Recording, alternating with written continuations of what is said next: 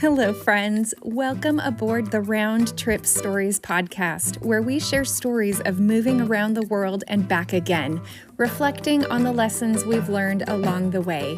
My name is Melissa. And my name is Tracy, and we are so glad you're joining us for today's episode. Our guest today is Melissa Ens, bilingual teacher, passionate learner, leader, and lover of people, and mother of three. When she and her third culture kid husband got married, their deal breaker was that they would one day go overseas to do mission work. Melissa shares about God's timing to take them to Peru as they became capacity builders in local churches there. She cherished the new perspectives that shopping, helping her family become part of a new community, and exploring new places gave her. So buckle your seatbelts and make sure your tray tables and seats are in their upright positions as part one of Melissa's round trip story gets ready for takeoff.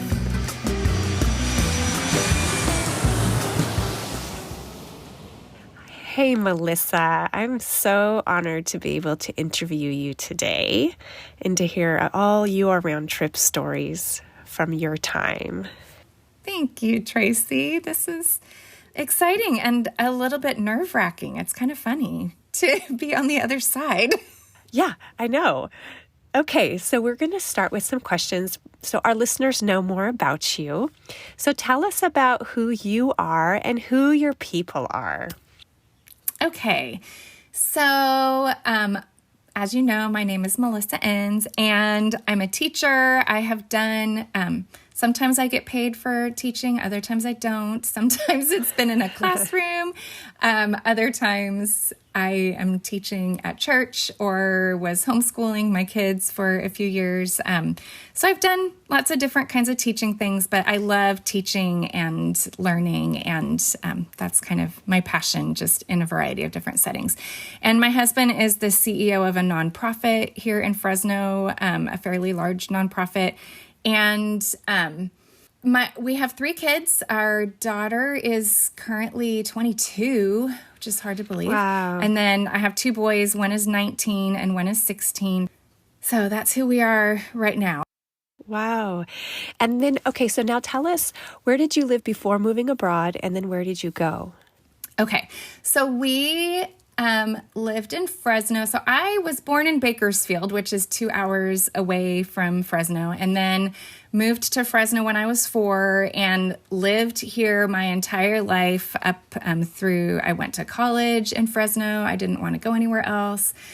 I just have always been a bit of a homebody, which is not what you would expect to hear, and which is not the case for my husband. He was born in Kinshasa in the Democratic Republic of the Congo and lived in Panama for 7 years, and then moved from Panama to Kansas, and then Kansas to Fresno. So he was all over the place. Wow. And so, quite different stories growing up. And we each had kind of our deal breaker issues. I really was determined and passionate about wanting to be a stay-at-home mom, because my mom had been a stay-at-home mom, and that was important to me.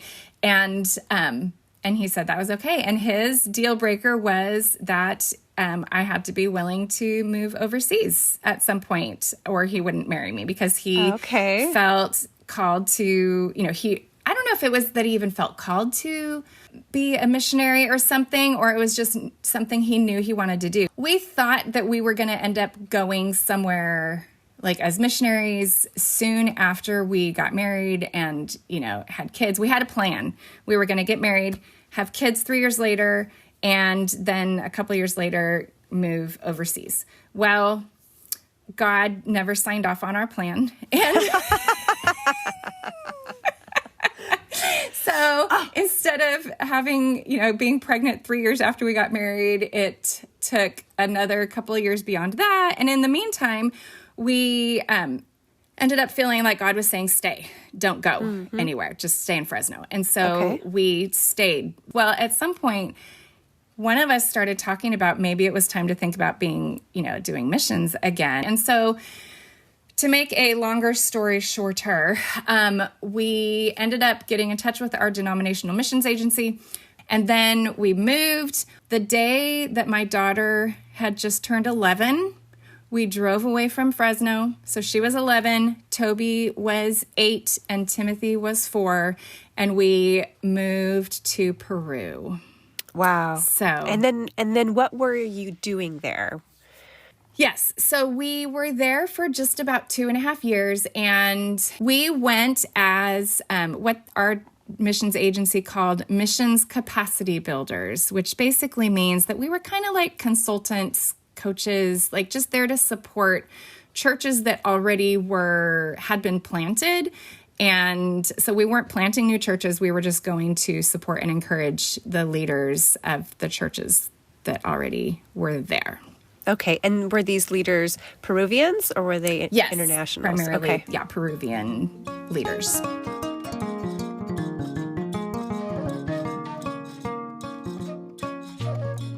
Okay. Wow, Melissa. Okay, so now we want to hear some of your stories. So we're going to start with the questions about your time in Peru.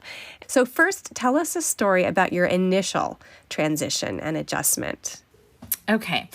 So as I was thinking about the best stories to describe our initial transition and adjustment, I kept thinking about things related to shopping, which is one of those things that we take for granted so much when, until a pandemic hits or something and you can't find toilet paper.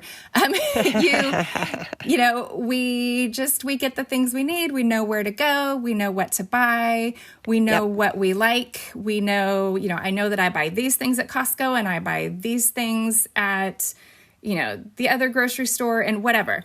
Well, when we first moved to Peru, we lived in a little, technically, I guess it was an apartment, but it was connected to the church. So it was like a parsonage apartment kind of thing. Oh, okay. And there was a grocery store across the street, and it was a supermercado. So it was a supermarket, style store.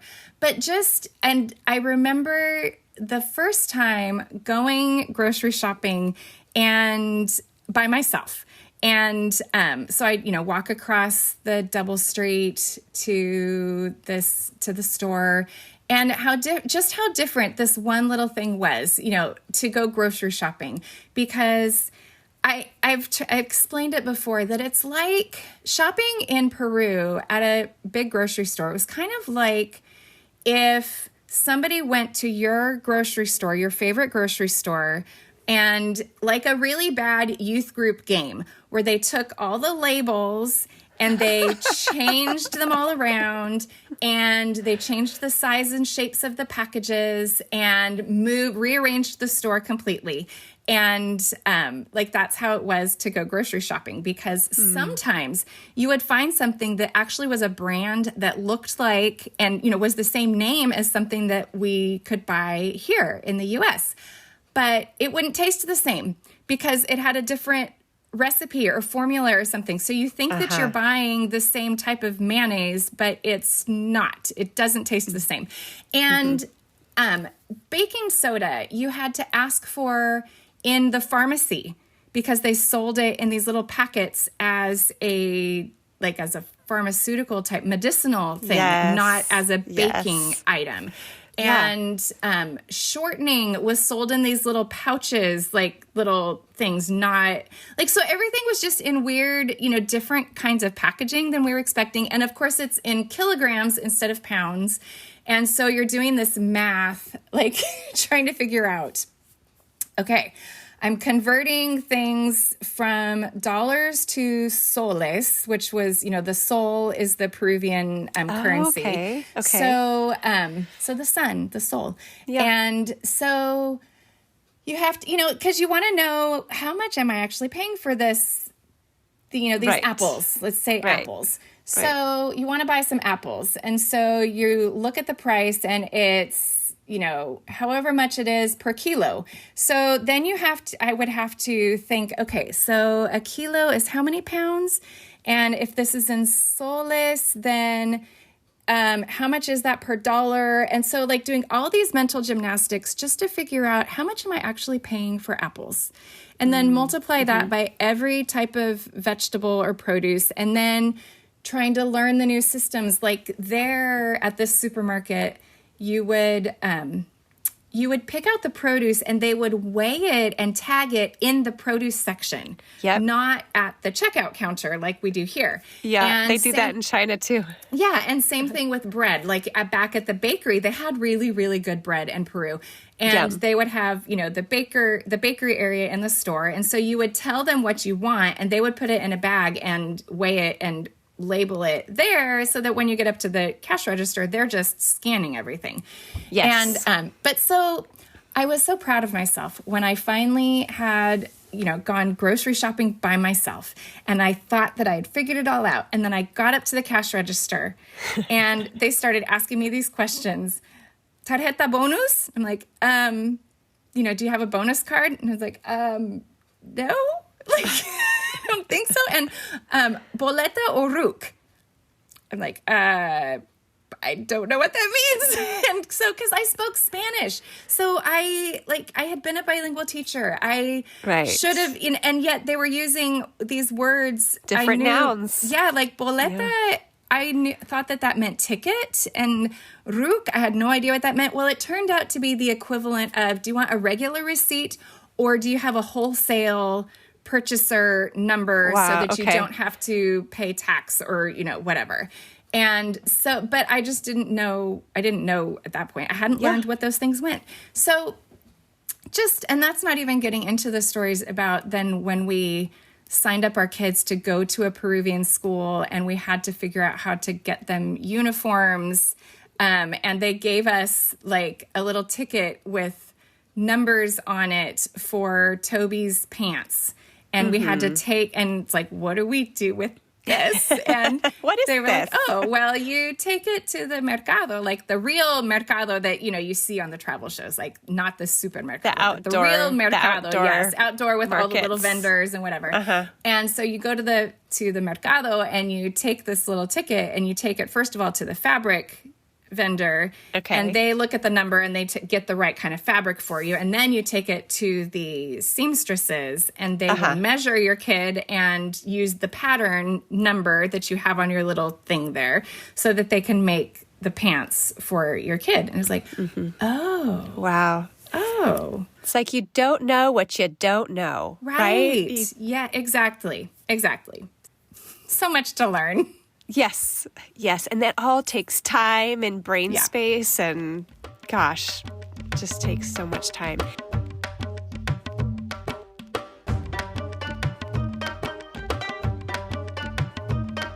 Okay, now tell us a story about something that was hard for you in your time living abroad. Yeah, so I think that really the thing that was the hardest for me was missing, life events, milestones, things that were happening back here in the U.S. Our kids missing connecting with their cousins. And like when there was this one particular, I want to say it was within the same month. I had a nephew be born here in Fresno, and I had my last living grandmother pass away, both within the same month while we were down there. And it also happened to be a difficult time in our stay there because we were having some difficulties and getting ready to move to a different city. And so everything just felt hard. And so knowing that my nephew, I just had a nephew be born and I can't go see him. And, seeing the pictures of the cousin, my other nieces and nephews, I have a lot of nieces and nephews, and seeing them growing up and knowing that our kids were missing out on the times together. And the worst was when my grandma's funeral happened. So I think at this point, I did not have international texting figured out yet. So like now there's a family, like with my siblings, we message each other on all of our Apple phones, like a lot, we have these conversations, but they had started doing some of that, but I wasn't part of any of those conversations yet. So we just weren't in touch in the same way, because this was we moved to Peru in December of 2011. So this was in 2012, 2013. And, which that's 10 years ago. And in technology wise, that's a long time. It is a long time. And the day that we moved, like I said, and my grandma's funeral, I think, was the next day. But somehow or the day after that, but somehow in the process of moving and all the disorienting everything, I got the dates mixed up. And so I knew that my grandma's funeral was going to be on, Saturday or whatever it was. But all day that Saturday, I thought it was Friday. Like, I had the dates mixed up in my head, and I thought that my grandma's funeral was the next day instead of it being that day. And so nobody was live streaming anything, because we didn't do that, back then. But still, like, the next day, all of a sudden I realized, wait, or maybe later that day, my grandma's funeral happened, and not only did I miss it and not get to be there, but I didn't even realize in the moment that I wasn't there and get to like emotionally be there, even if I couldn't physically be there, Yeah. And so like just that disconnection was hard, especially because I'd grown up with, being close to my family. I hadn't ever lived in another country before. And, I'd visited Mexico when I was in college for a summer once, but that's not the same. And, yeah, it's so hard to be away from family in those milestones. Yeah. And then just to be away from friends and things. And one of the things I learned about myself, while we were gone, is just that the more I miss people, the harder it is for me to stay in touch with them, because it just makes it hurt worse. And so when I have to be away from people, I can't just stay in touch. My husband can. He's great at staying in touch with our friends from Peru. And I can a tiny bit, but it's just too hard for me to not be able to be there. And so I end up kind of disconnecting emotionally, because it's like, it just hurts too much. And so, yeah, that was hard. So that was one of the things that was hard. Well, Melissa, if any of your friends from abroad are listening, and if you haven't talked to them for a while, then they can be reassured that you really care for them, because it's too hard to talk to them. Yeah, it's true. No, it is. And I think that sometimes there's an expectation, but as time goes on, your hearts are still connected, for sure. But yeah, I think people understand. Yeah. And then if you were to go see them again at some point, people would be so happy to hug you and have you. Yes. At least we hope that's true, right? It is. No, and I know that it is, from the little bit that I am still connected. And I do know that, yes, there's still so much love between all of us. There's no doubt.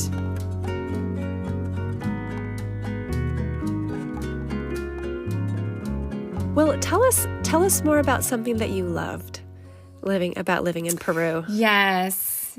Speaking of love, right? So, I just, there's so much that I loved. We lived in a place that was, the second city that we lived in, was pretty close to the coast. So, and the first city we lived in was not far from the coast either. So, where we are here in Fresno, we are just about 2.5 hours away from the Pacific Ocean. And so we're not like right at the beach, but it's easy to get to the beach from here. And so growing up, we would take vacations over to the coast all the time, or at least, a couple times a year. And I loved being there and being close to the Pacific Ocean, just the Pacific Ocean off of South America instead of here.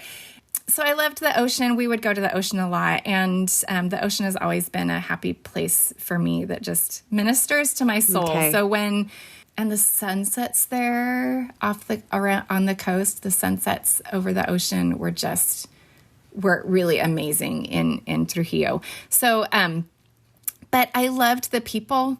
I loved the women that I got to do women's ministry with, and I got to lead worship. Like, I got to be on the worship team with one of the churches, and it was just so much fun. And I loved how people took time to just to be together. And there was something really empowering about learning how to function in another culture and in another country. I just felt, it just made me happy to know that I had figured, not that I'd figured everything out by any means, of course, but that I had figured out that I'd learned so much and that I knew how to get around, and I knew, I knew how things worked, in that I needed to know so much more than I had when we first moved there. And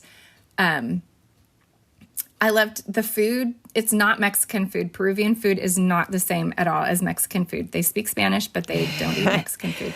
And but we loved Peruvian food, and so there were just I loved the music. I loved the hugs and kisses when at the church that we were part of. They would always do a greeting time, and we would sing this song, and everybody in the room would go around and hug and do the air kisses on the cheek to everybody else in the room during this greeting song. Because that's the greeting, right? That's a normal greeting. Yep. So you just go around and you greet everybody. And I just loved it. It made me happy. It was fun. My kids didn't love it, but I loved it. Right. So things that we love might be different than things that our kids love, right? Yes.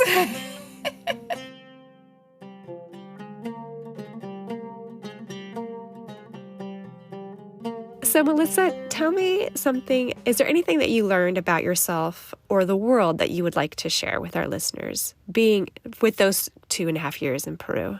Yeah. So, I think that, and this kind of goes back a little bit to the shopping.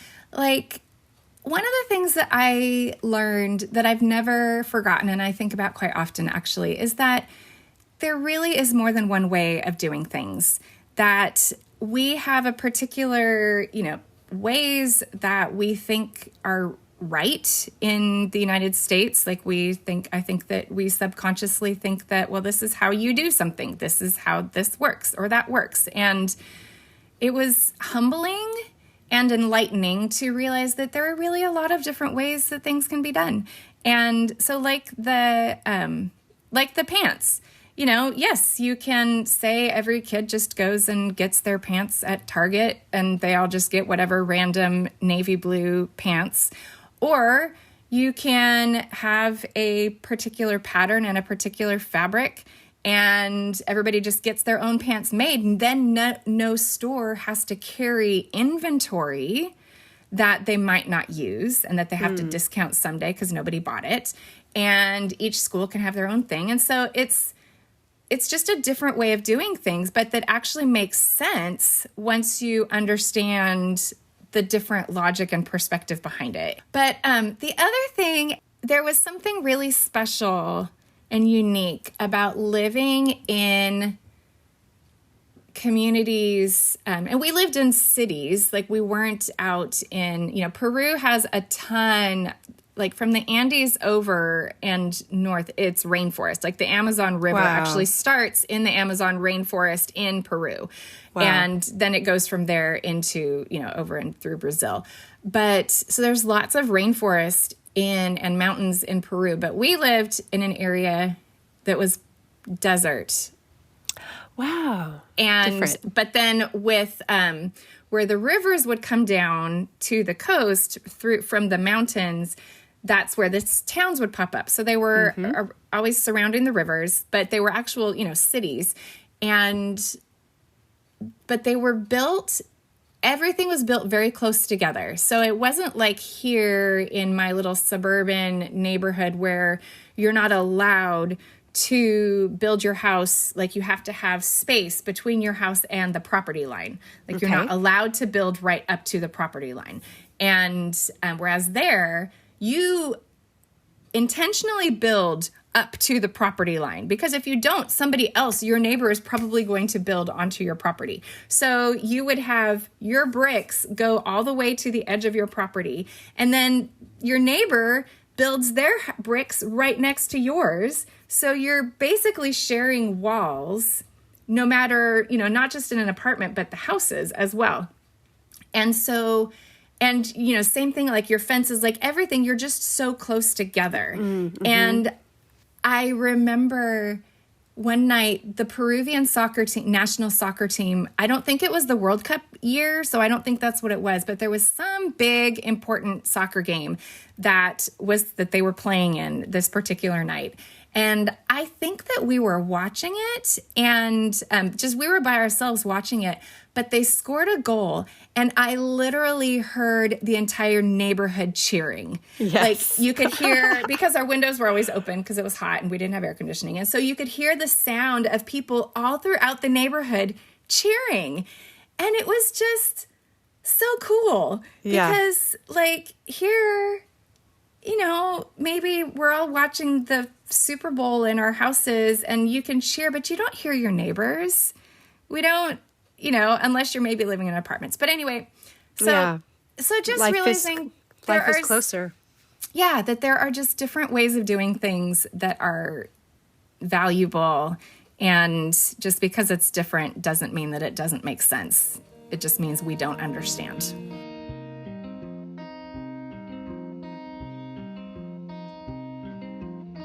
Thank you, Melissa, for sharing your round trip stories. They illustrate how much time and brain space is needed when transitioning to a new country, and how normal but painful it can be to miss family and milestones back home. You share that just because it is different doesn't mean it doesn't make sense. It just means we don't understand. Once we understand, we can feel empowered living in other places.